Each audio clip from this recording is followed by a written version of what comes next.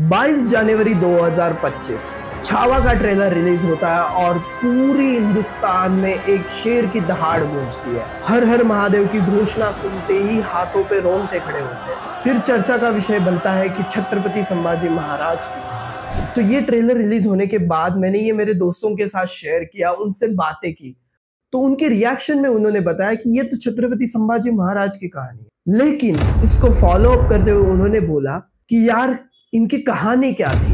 तभी मैं थोड़ा मन में जाके सोचा कि क्या ये इनकी गलती है, लेकिन इसका जवाब मुझे मिला ये हमारी गलती है। हमने इस इतिहास को कभी जानने की कोशिश ही नहीं की। हमने ये शेर की दहाड़ कभी सुनने की और सुनाने की हिम्मत नहीं। ये कहानी हमारे इतिहास के पुस्तक से गायब है। हमारे टीचर्स भी इस दहाड़ के बारे में बात नहीं कर पाए। अरे 70-80 साल पहले वो जमाना था जब ब्रिटिशर्स थे, तो लाजमी था कि उन्होंने इस दहाड़ को रीराइट किया, अपने नरेशन में बनाया और ये दहाड़ को दबा दिया, क्योंकि उनको पता था अगर ये दहाड़ इस धरती के लोगों तक पहुंचेगी तो ब्रिटिशर्स का इधर रहना काफी मुश्किल हो जाएगा।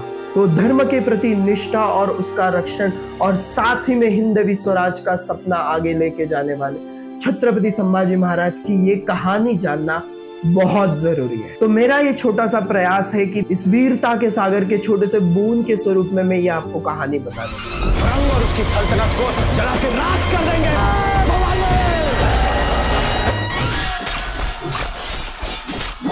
So hey guys, this is Chetan. Welcome to चाय विद चेतन सागा सीरीज। क्या आप उस दहाड़ को सुन सकते हैं? नहीं, शायद इसीलिए क्योंकि वो दहाड़ सदियों पहले गूंजी थी, लेकिन इतिहास के पन्नों में। लेकिन वो आज भी जिंदा है। ये दहाड़ थी छत्रपति संभाजी महाराज, एक ऐसे राजा की जिसने अन्याय के सामने कभी सर नहीं झुकाया। ये कहानी है जो आपको झंझोर देगी, प्रेरित करेगी और गर्व से भर देगी। ये कहानी है उस राजा की जो कभी नहीं हारा, जिसके सामने मौत भी डर के कांप उठी, ऐसे वीर राजा की। इस वीडियो में मैंने ट्राई किया है कि आपको एक सच्चाई बताई जाए, जिसे जानने का आपका पूरा हक है। अगर ये कहानी आपके दिल को छुए तो इसे जरूर शेयर कीजिए, क्योंकि ये सिर्फ एक राजा की कहानी नहीं, ये हमारे सांसों में छुपी हुई शेर की दहाड़ की कहानी। 14 मई 1657 पुरंदर किले की चट्टानों पे एक ज्वालामुखी का जन्म हुआ था। नाम था संभाजी। ये सिर्फ छत्रपति शिवाजी महाराज के पुत्र नहीं थे, वो स्वराज के आग के विरासत थे। लेकिन बचपन आसान नहीं था। 2 साल की उम्र में माँ का साया उठ गया। 9 साल की उम्र में दुश्मन के दरबार में कपट से कैदी बनाए गए थे। सोचिए, एक बच्चा इतनी कम उम्र में इतनी चुनौतियां, इतना डर, कोई और होता तो बिखर जाता। लेकिन शंभू राजे वो और मजबूत हुए। उन्होंने एक एक जख्म को हथियार बनाया, हर मुश्किल को सीढ़ी बनाया। जैसे आग में तपकर सोना और खरा होता है, वैसे ही शंभू राजे कठिनाइयों की भट्टी में तपकर और भी तेजस्वी हो गए थे। खाली युद्ध नीति में शेर जैसे नहीं थे, दिमाग से भी काफी तेज थे। उन्होंने दुश्मन की चालें सीखी, उनकी कमजोरियों का अभ्यास किया। केवल 10 साल की उम्र में उन्होंने कई राज्यों को इकट्ठा करने का शुरुआत। 14 साल की उम्र में उनको 14 लैंग्वेज आती थी, जिसमें पोर्तुगीज और इंग्लिश भी था। 19 साल की उम्र में वो रायगढ़ का प्रशासन संभालने लगे। ये कोई मामूली राजकुमार नहीं, ये तो हिंदवी स्वराज के एक भविष्य थे। 1660 में जब शिवाजी महाराज चले गए तो लगा जैसे स्वराज का सूर्य चला गया। दुश्मन ने सोचा अब मौका है, लेकिन वो भूल गए थे कि शिवबा का शेर अभी दहाड़ना बाकी था। संभाजी महाराज 23 साल की उम्र में सिंहासन पर बैठे और फिर इतिहास पलट गया। 9 साल का शासन, 120 युद्ध और एक भी हार नहीं। ये कोई संयोग नहीं था, ये था एक योद्धा का जुनून, एक रणनीतिकार का दिमाग और एक शेर का कलेजा। उन्होंने मुगलों को धूप चटाई, पोर्तुगीजों को हराया और हर दुश्मन को चौंका दिया। उनकी रणनीति बिजली की तरह तेज, सांप की तरह चालाक। गनिमी कावा में तो माहिर ही थे, लेकिन कूटनीति में भी उनका कोई सानी नहीं था। दुश्मनों को आपस में लड़ाते, दुश्मनों को दोस्त बनाते और हर हमले का जवाब दुगनी ताकत से देते। औरंगजेब जैसा बादशाह भी उनके सामने बेबस था। और सिर्फ मुगलों को ही नहीं, बल्कि शंभू राजे ने पोर्तुगीजों को भी उनकी औकात दिखा दी। गोवा में पोर्तुगीज हिंदुओं का जबरदस्ती धर्म परिवर्तन कर रहे थे, लेकिन संभाजी महाराज ने यह बर्दाश्त नहीं किया। उन्होंने गोवा पर हमला कर दिया और पोर्तुगीजों को ऐसा सबक सिखाया कि वो फिर कभी ऐसी हिमाकत करने की हिम्मत नहीं जुटा पाए। ये युद्ध केवल जमीन के लिए नहीं था, ये युद्ध धर्म और न्याय के लिए भी था। पोर्तुगीजों ने ब्रिटिशों के लिखे हुए पत्र में उन्होंने साफ लिखा है कि संभाजी जैसा वॉरियर हमने ना कभी देखा है।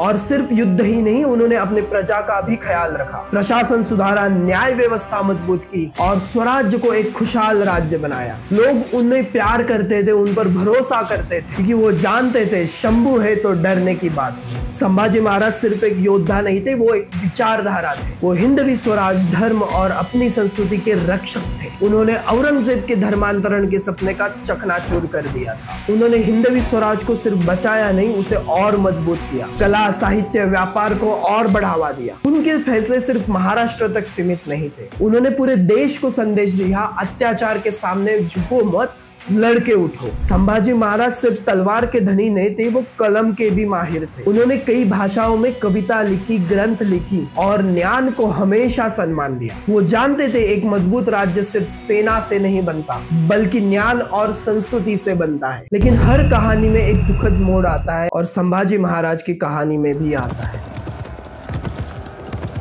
औरंगजेब ने अपनी पूरी ताकत झोंक दी। वो जानता था कि जब तक शंभू है तब तक वो दक्खन को काबिज नहीं कर सकता। लेकिन गद्दारी हुई और संभाजी महाराज भूखे से पकड़े गए। सोचिए उस पल उन पे क्या बीती होगी। औरंगजेब ने उन्हें 3 शर्तें दी थी, मुसलमान बन जाओ, स्वराज दे दो और खजाना सौंप दो। लेकिन शंभू महाराज उन्होंने हंसकर मना कर दिया। उन्होंने कहा, मैं धर्म नहीं बदलूंगा, मैं स्वराज नहीं बेचूंगा और मैं झुकूंगा नहीं। फिर जो हुआ वो इतिहास के सबसे क्रूर अध्यायों में से है। 40 दिन तक उनको यातनाएं दी गई, उनको बेरहमी से मारा पिटा गया और हर दिन यही 3 सवाल पूछे जाते। अंग भंग कर दिए गए, खाल उधेड़ दी गई, नाखून काटे गए, जुबान भी काट दी। आंखों का गुरूर देख के औरंगजेब भी कांपता था तो गरम सीले से आंखें फोड़ दी। लेकिन शंभू राजे ने हर बार तीनों शर्तों को मना कर दिया। उनकी आत्मा चट्टान की तरह अड़िग रही। 11 मार्च 1689 संभाजी महाराज ने बलिदान दिया। उन्होंने अपने धर्म के लिए, अपने सिद्धांतों के लिए और हिंदवी स्वराज के लिए अपने प्राणों को न्योछावर कर दिया। और इसी तरह औरंगजेब भी हार ही गया। उनकी बलिदान की कहानी आसान नहीं है, बट जरूरी है। जरूरी इसीलिए है कि हम भूल ना पाए स्वतंत्रता और धर्म की रक्षा के लिए कितना बड़ा बलिदान देना पड़ता है। और शंभू राजे ने वो कीमत हंसकर दे दी।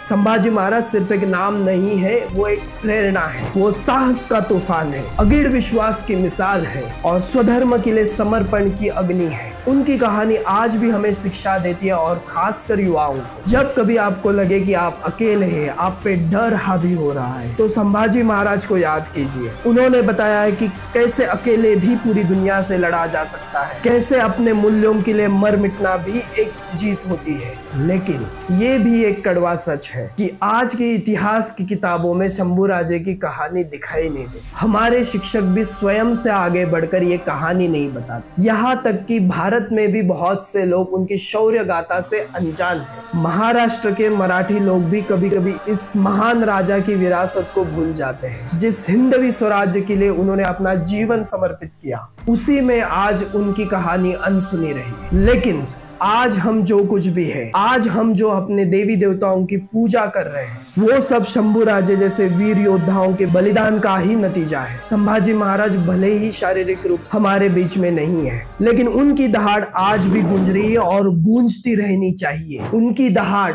ये दहाड़ हमें प्रेरित करती है, हमें उत्साहित करती है और हमें कभी हार न मानने की सीख देती है। उनकी विरासत अमर है और हमेशा रहे। तो ये थी छत्रपति संभाजी महाराज की अनसुनी शौर्य गाथा। मैं उम्मीद करता हूँ कि इस कहानी ने आपको प्रेरित किया हो। तो इस वीडियो को लाइक एंड शेयर जरूर कीजिए और कमेंट में अपनी राय बताना मत। जय भवानी, जय शिवाजी, जय शंभू राजे। मिलते हैं अगले एपिसोड में।